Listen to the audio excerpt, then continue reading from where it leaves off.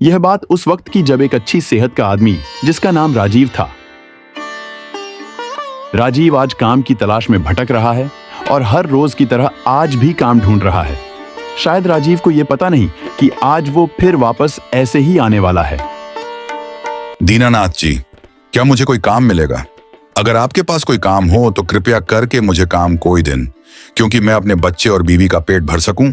अरे राजीव भाई, मेरे पास कोई भी काम नहीं है, क्योंकि अभी मेरा कोई काम भी अच्छे से नहीं चल रहा।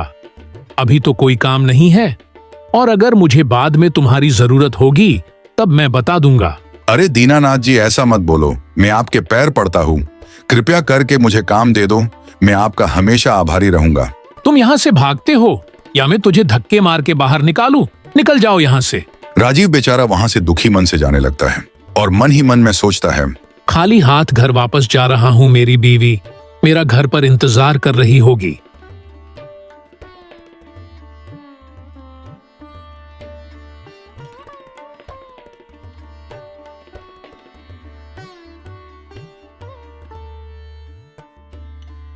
रीमा, आज भी कोई काम नहीं मिला, बहुत जगह काम तलाश किया। कोई बात नहीं है, आज नहीं तो कल कोई ना कोई काम मिल ही जाएगा। वो बात तो सही है, लेकिन शायद मेरी ही किस्मत खराब है। मैं पिछले कई महीनों से काम ढूंढ रहा हूँ, लेकिन मिल ही नहीं रहा है। तो क्या हुआ जी, हमारे पास कुछ खेत का टुकड़ा पड़ा है, क्यों ना आप उसी में खेती करो ताकि हमें 2 वक्त की रोटी मिल सके। अरे रीमा, तुमको तो पता है वो खेत अब उपजाऊ नहीं बचा है, लेकिन फिर एक बार मैं कोशिश करूंगा। मैं आज ही खेत में जाता हूँ। हे भगवान, मेरे पति की रक्षा करना और उनको कोई अच्छा सा काम मिल जाए। राजीव हाथ में एक कुदाल लेकर खेत की ओर जाने लगता है।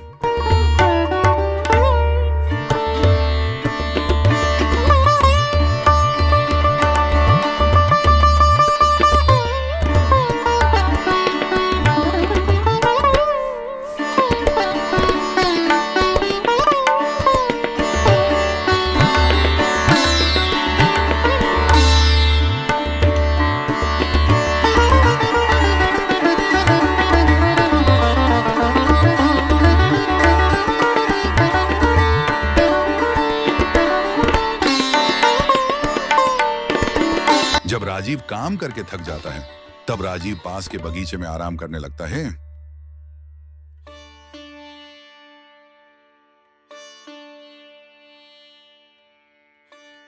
तभी वहां पर एक तांत्रिक आता है और वह तांत्रिक कुछ राजीव से बोलता है। राजीव, तुम ऐसे क्यों बैठे हुए हो? तुम एक काम करो, उसे तुम्हारे पास बहुत सारा पैसा हो जाएगा और तुम अपने गांव में सबसे ज्यादा अमीर हो जाओगी। अगर तुम मेरी बात मानो तो तुमसे अमीर कोई भी नहीं होगा। तुम कौन हो बाबा, और कैसे मैं इतना अमीर हो जाऊंगा जो मेरे गांव में कोई मेरे मुकाबले में नहीं रहेगा? क्या यह बात सच है बाबा की मैं इतना अमीर हो जाऊंगा? हाँ बेटा, तुम एक काम करो, उसे तुम बहुत ही अमीर हो जाओगे। जंगल की ओर जाओ और जंगल की ओर एक गुफा मिलेगी। उसे गुफा के अंदर जाना। उसे गुफा के अंदर एक महल है।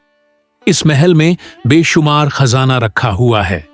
इतना सोचकर राजीव चला जाता है जंगल की ओर और वह मन ही मन सोचता है कि काश मुझे वह सारा खजाना मिल जाए जिससे मैं अमीर हो जाऊं।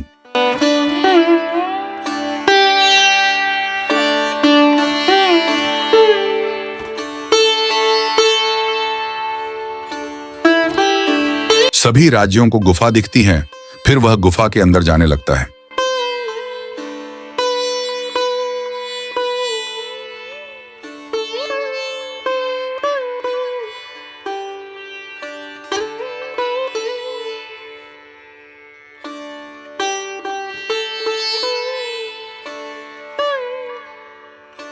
गुफा में बहुत अंधेरा और अजीब सी ठंडक थी और साथ में गुफा डरावनी भी लग रही थी। अरे यह कितना अजीब नजारा है बाहर से, गुफा अंदर से इतना खूबसूरत महल क्या है। चलो आगे चलकर देखता हूं कि आगे क्या है। तभी राजू महल के ऊपर वाले कमरे में जाने लगता है।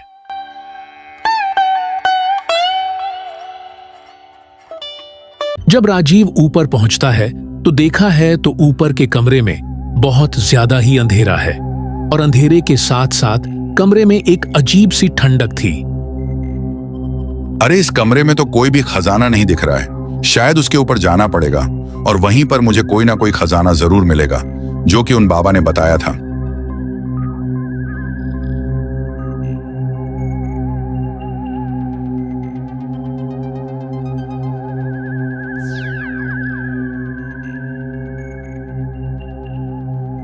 अभी तक मेरे पिताजी ने उस आदमी को भेजा क्यों नहीं?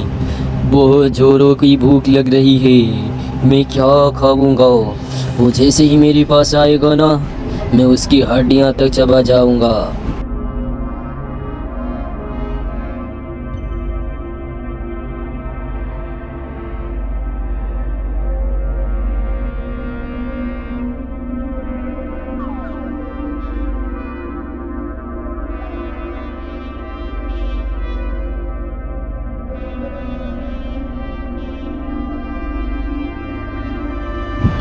तुझे आने में इतना देर क्यों हो गया?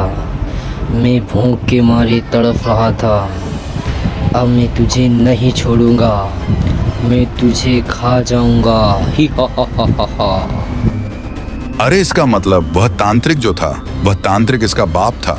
मतलब वह भी एक शैतान था अपनी बेटे की भूख मिटाने के लिए। मुझे यह सब बात बोलकर मुझे यहाँ पर भेजा है। इतना बोलकर राजीव वहां से भागने लगता है। हो हो, जितना भागना है तो आज भाग ले। तू यहाँ से बच के नहीं जा सकता। आज मैं तुझे मार कर खा जाऊंगा।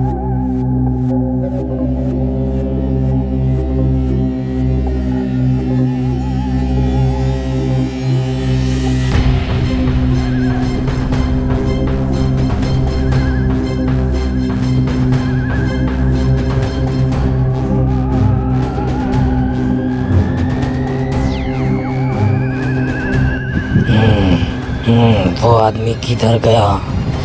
शायद भाग गया, मुझे नजर क्यों नहीं आ रहा है। ठीक है, जाने तो अब किसी दूसरे की तलाश करूंगा। फिर क्या राजीव वहां से अपनी जान बचाकर भाग जाता है?